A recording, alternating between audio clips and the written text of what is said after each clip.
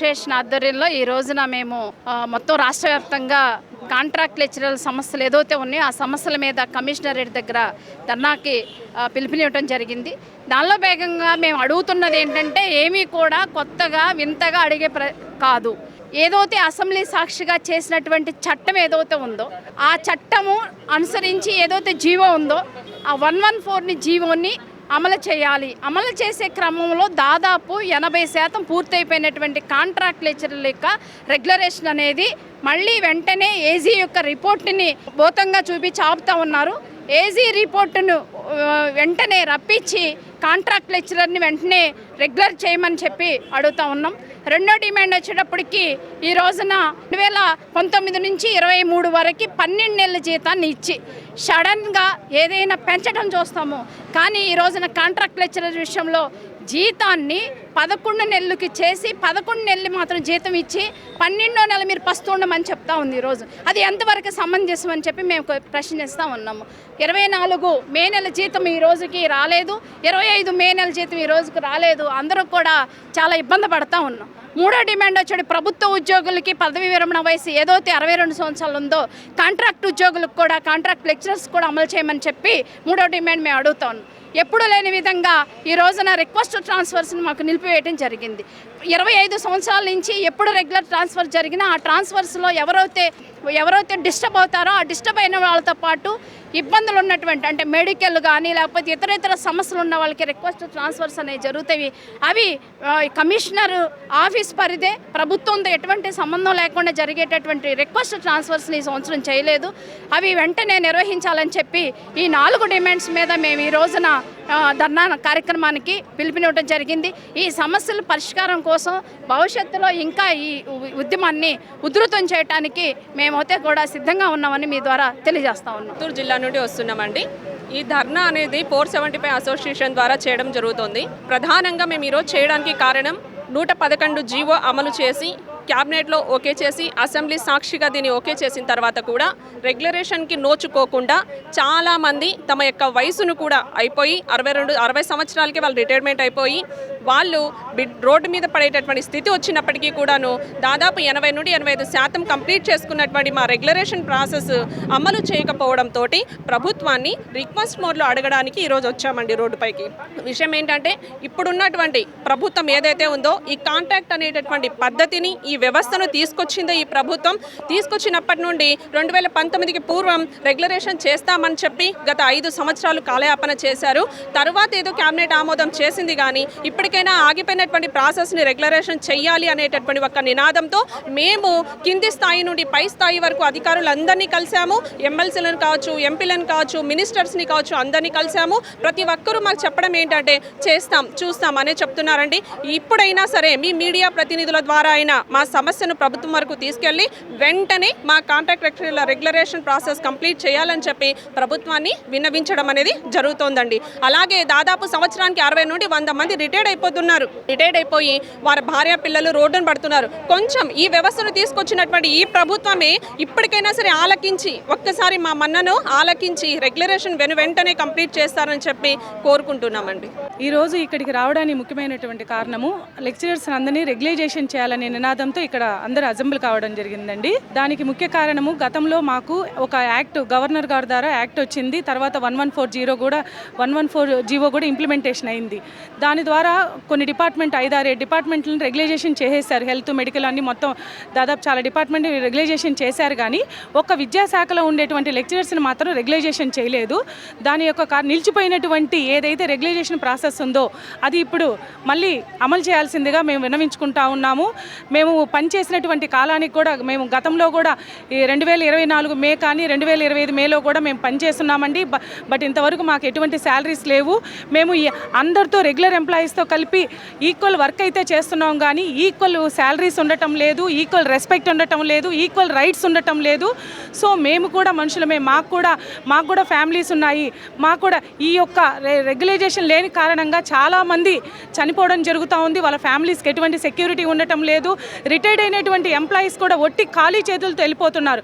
ఒక కాలేజీలో ఒక రెగ్యులర్ ఎంప్లాయీ, ఒక కాంట్రాక్ట్ ఎంప్లాయీ ఉంటే రెగ్యులర్ ఎంప్లాయీ ఎంతో ఆనందంగా రిటైర్మెంట్ ఫంక్షన్ చేసుకుంటుంటే అదే కాలేజీలో ఉండేటువంటి ఒక కాంట్రాక్ట్ ఎంప్లాయీ ఎంతో బాధతో ఒట్టి చేతులతో ఇంటికి వెళ్లాల్సి వస్తుంది. కాబట్టి గౌరవనీయులైనటువంటి పెద్దలు సీఎం సార్ కానీ, డిప్యూటీ సీఎం సార్ గారు కానీ, లేదా నారా లోకేష్ సార్ గారు కానీ విన్నవించుకునేటువంటి విషయం ఏంటంటే ఏజీ గారి రిపోర్ట్ అంటున్నారు. మీరు దయగలనేటువంటి పెద్దలు, ఖచ్చితంగా మీరు న్యాయస్థానానికి విలువ ఇచ్చే పెద్దలు. కాబట్టి మీరు ఏజీ గారి రిపోర్టు పెద్దలు మీరు తలుచుకుంటే అది ఎంతో దగ్గరలో ఉందండి. కాబట్టి వీలైనంత తొందరగా ఇచ్చేసి మా యొక్క కుటుంబాల్లో మీరు అందరూ కూడా వెలుగులు నింపాలనేటువంటి విధంగా కోరుకుంటున్నాము. ఈరోజు ఇక్కడికి వచ్చి మా మీడియా ప్రతినిధి సాక్ష్యంలో ఇక్కడ మీడియా అందరూ మా తరపున మాకు సపోర్టివ్గా నిలవడం నిజంగా వాళ్ళందరికీ కూడా మేము వందనాలు తెలియజేసుకుంటున్నాము. ఈ అవకాశాన్ని ఇచ్చిన ప్రతి ఒక్కరికి కూడా ధన్యవాదాలండి.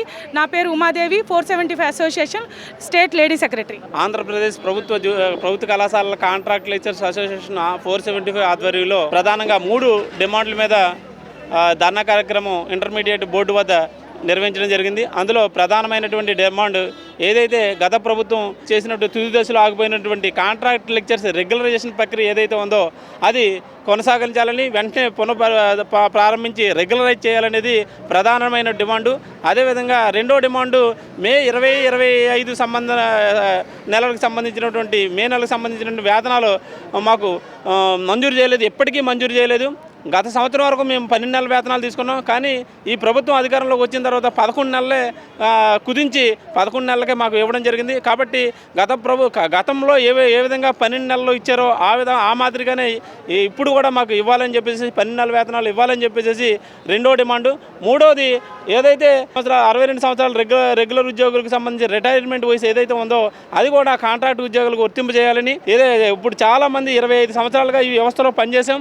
ఈ వ్యవస్థలో చాలీచాలని వేతనాలతో ఎన్నో కష్టాలు పడి 25 సంవత్సరాలుగా పనిచేసాం.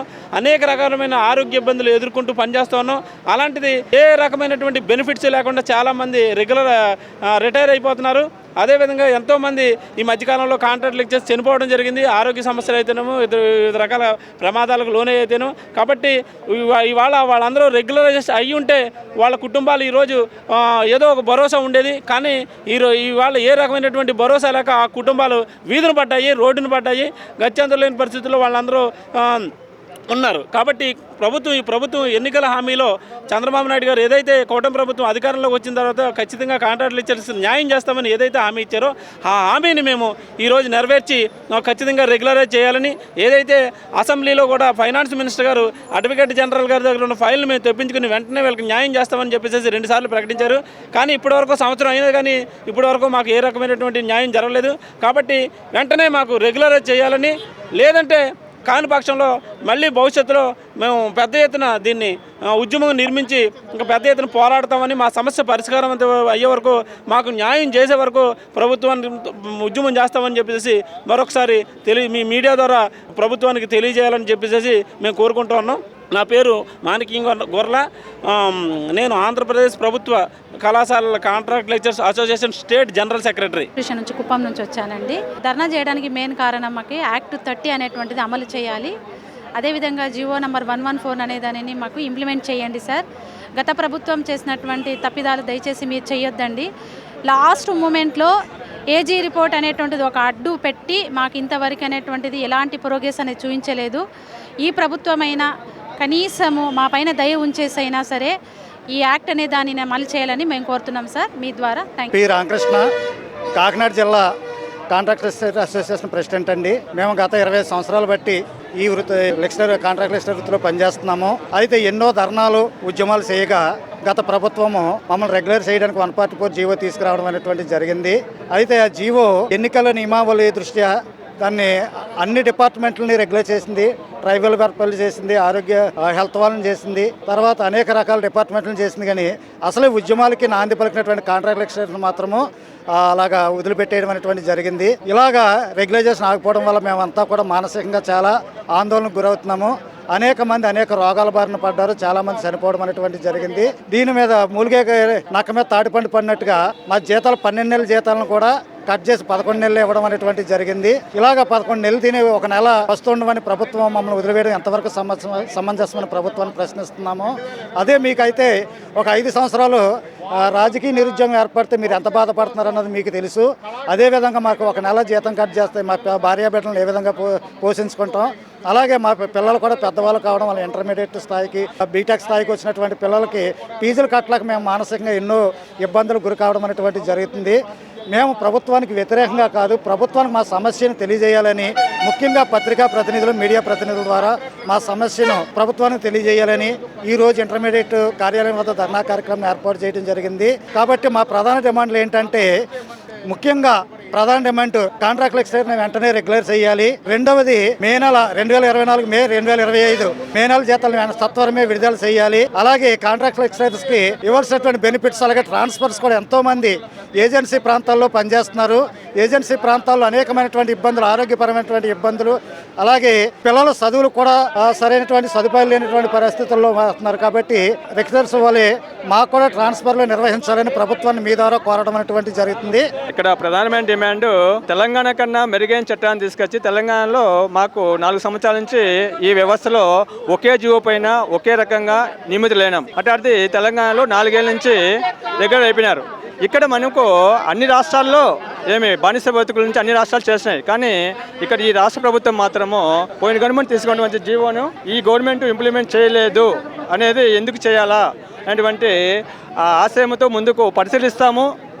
దీనిపైన చేస్తాము. ఏజీ రిపోర్ట్ రావాలా, ప్రతి ఒక్క శాసనసభ సమావేశాల్లో చెప్తున్నారు ఏజీ రిపోర్ట్ రావాలని. ఏజీ రిపోర్ట్ తెప్పించుకొని మా కాంట్రాక్ట్ లెక్చరర్స్ కుటుంబాల్లో వెలుగులు నింపి ప్రతి ఒక్కరిని రెగ్యులర్ చేయాలని ప్రభుత్వం యొక్క మనస్ఫూర్తిగా కోరుకుంటున్నాం సార్.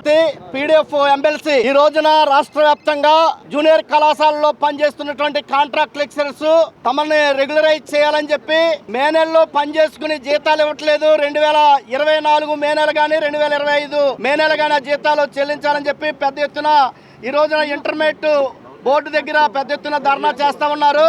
ఇటువంటి ధర్నాకి పీడిఎఫ్ ఎమ్మెల్సీగా సంపూర్ణమైనటువంటి మద్దతు తెలియజేస్తా ఉన్నాను.